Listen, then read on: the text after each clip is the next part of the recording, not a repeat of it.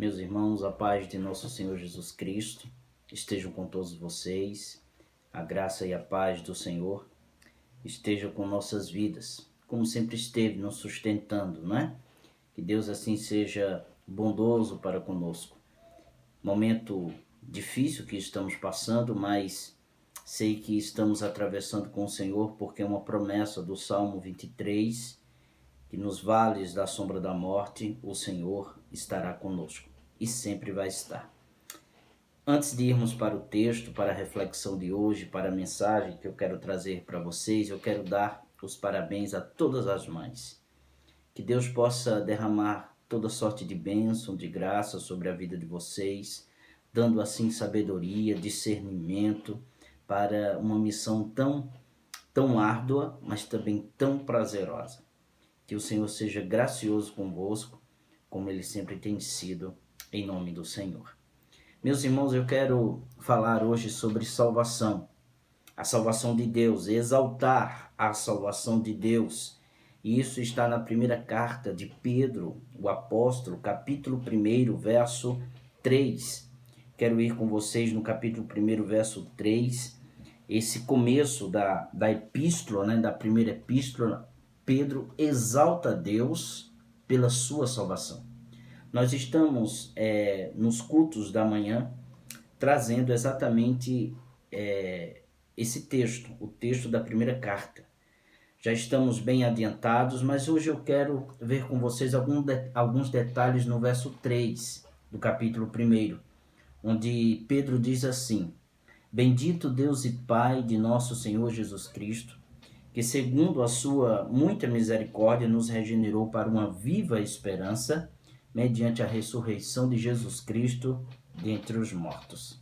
Podemos aprender aqui algumas verdades.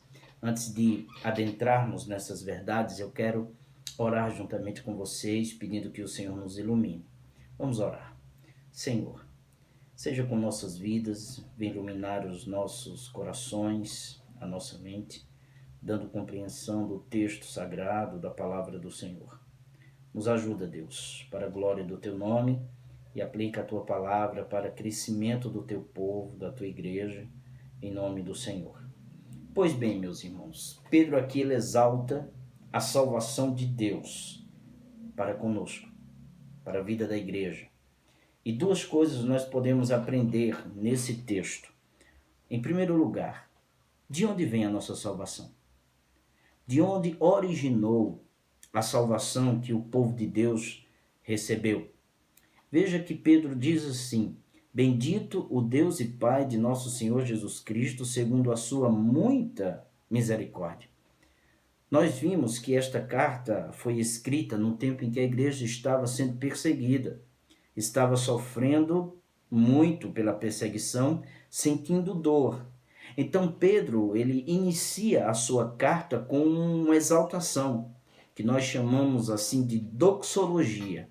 Doxologia é exaltar, magnificar, glorificar a Deus pelos seus feitos.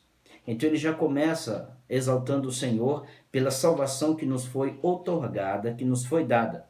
Então Pedro, ele não começa com um homem na sua carta, mas ele começa com Deus. Ele não inicia com necessidades nossas, necessidades humanas que temos, mas ele começa louvando ao Deus que merece toda honra, toda glória e todo louvor. Então aqui Pedro mostra a fonte de nossa salvação, a origem de nossa salvação. Bendito o Deus e Pai de nosso Senhor Jesus Cristo, que segundo a sua muita misericórdia. Então Pedro começa louvando a Deus pela salvação que nos foi dada. A salvação é uma obra, queridos, exclusiva de Deus. Ele é que deve ser exaltado por tão imensa, como diz o escritor aos Hebreus, tão grande salvação.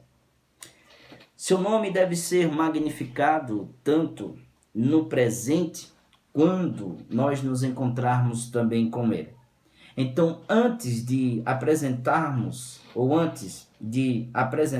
melhor dizendo, nossas dores, nossas lutas, nossas lágrimas, nossos fardos, nossas dificuldades e problemas, nós devemos exaltar a Deus por tudo aquilo que Ele nos deu na pessoa de nosso Senhor Jesus Cristo. Embora temos perdas neste mundo, nós devemos levantar os nossos olhos ao Senhor, ao Deus eterno, que nos deu Jesus Cristo como perdão dos nossos pecados e exaltar o seu nome, que tanto nos amou e que continua nos amando, como diz João em Apocalipse capítulo 1. Ele escolheu e providenciou todas as coisas para a nossa salvação.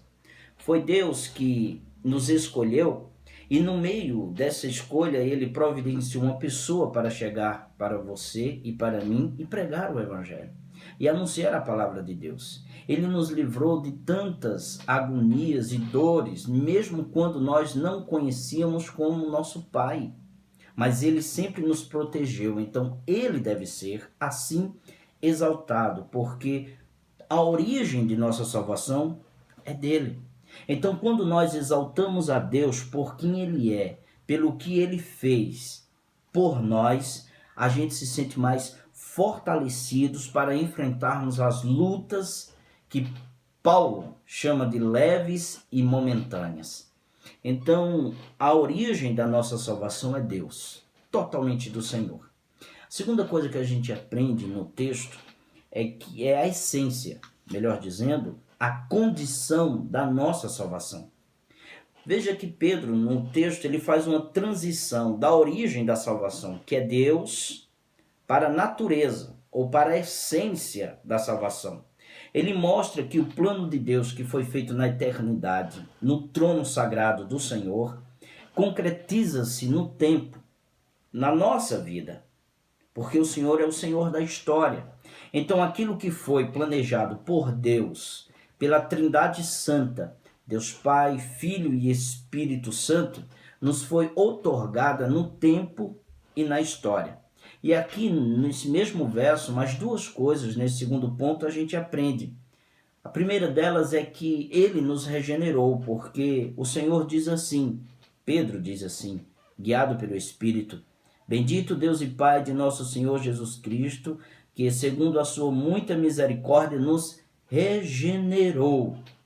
A regeneração é uma obra do Espírito Santo em nossa vida. A regeneração é o novo nascimento. Aquele velho homem, com seus desejos separados do Senhor, morreu em Cristo Jesus na cruz do Calvário. Mas nasceu novamente pelo fato de Jesus ter sido ressuscitado dentre os mortos. E tendo sido ele ressuscitado dentre os mortos, o Espírito Santo do Senhor produziu em nós o novo nascimento. Então, Pedro aqui, melhor dizendo, ele muda das nossas disposições íntimas, dando-nos um novo coração, uma nova mente e uma nova vida. Nós fomos totalmente mudados. Nós nascemos da semente incorruptível, como diz o próprio Pedro mais à frente. Temos não somente o nosso status de justificados diante de Deus, mas temos nós também uma nova vida em Cristo Jesus. Nos tornamos filhos de Deus, membros de sua família. Todo crente, todo aquele que exerceu fé salvadora no Senhor Jesus Cristo, nasceu novamente. E nascendo novamente faz parte da família do Senhor. A carta aos Efésios, capítulo 2, 19, diz assim: Assim vocês não são mais estrangeiros e peregrinos, mas concidadãos dos santos e membros da família de Deus. Nós passamos de uma vida que éramos alheios ao Senhor, não conhecíamos, não fazíamos parte da família do Senhor, para sermos o seu filho, filho de Deus, irmão de nosso Senhor Jesus Cristo. João diz no capítulo 1, verso 12, que todos quantos o receberam, deu-lhes o poder de serem feitos filhos de Deus.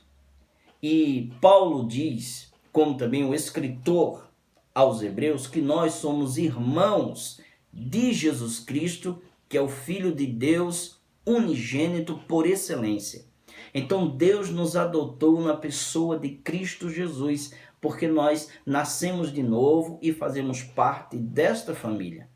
Mas isso também, no texto, falando sobre nossa salvação, a gente não somente nasceu de novo, mas nós nascemos para um propósito, onde Pedro diz para uma viva esperança. Ainda no verso 3 ele diz que nós fomos regenerados para uma viva esperança mediante, por meio da ressurreição de Jesus Cristo dentre os mortos. O apóstolo Paulo, ele descreve o mundo pagão, o mundo que não conhece o Senhor, o mundo que não creu ainda em Cristo Jesus, como um mundo sem esperança.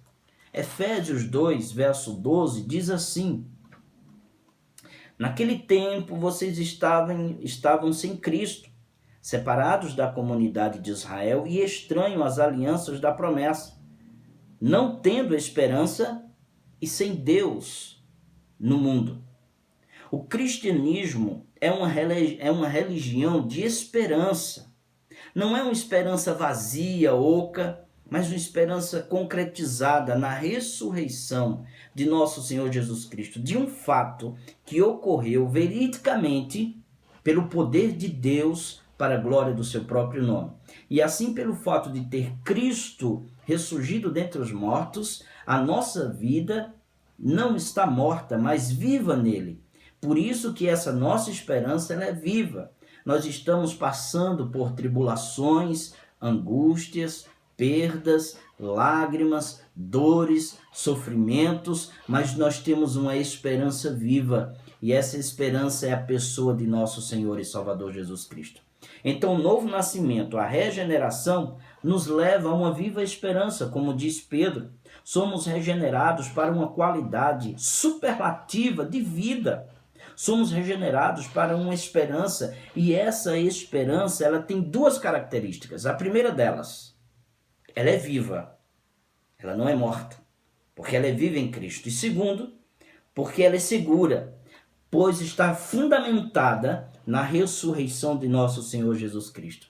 Então nossa esperança não é vaga, não é vazia, não é incerta, mas é definitiva e segura.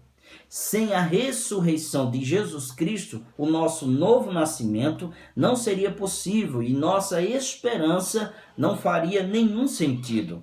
A pergunta que eu faço é: você já pôs sua confiança em Cristo Jesus e já recebeu o dom da vida eterna? Você tem exaltado Deus por uma tão grande, tão imensa salvação? Você tem se alegrado nele e vivido de modo digno dessa gloriosa vocação, desse glorioso chamado de Deus na pessoa de Jesus Cristo? Queridos, nem toda a eternidade será suficiente para a gente se alegrar em Deus e agradecermos a Ele, pois estávamos perdidos e fomos achados, estávamos mortos e recebemos vida, estávamos sem um pai e agora temos um pai. Estávamos sem o primogênito irmão e agora temos um primogênito irmão, a pessoa de Jesus Cristo. Aqui está o fundamento de nossa salvação. Aqui está Pedro exaltando a salvação. Então, antes de nós falarmos com o Senhor e colocarmos diante dele as nossas lutas, lágrimas, dores, e nós devemos fazê-lo, agradeça ao Senhor por tão grande salvação. Porque Ele nos ama, nos fez nascer de novo pela ressurreição de Jesus Cristo no poder do Espírito Santo. Rogo a Deus que essa palavra esteja no coração de vocês. Quero assim trazer esperança ao coração de vocês, tanto para o meu quanto para o de vocês. É uma viva esperança, porque ela está fundamentada na ressurreição de Jesus Cristo. Esta é a nossa salvação. Que Deus possa abençoar vocês para a glória do seu santo nome. Que toda a bênção do Senhor esteja sobre as vossas vidas, a vida das famílias de vocês e sobre a nossa nação. Que a gente dê bom testemunho diante de tudo aquilo que temos em nossas mãos, que nos foram dadas por Jesus Cristo. Que a bênção do Senhor esteja sobre vocês em nome de Jesus. Amém.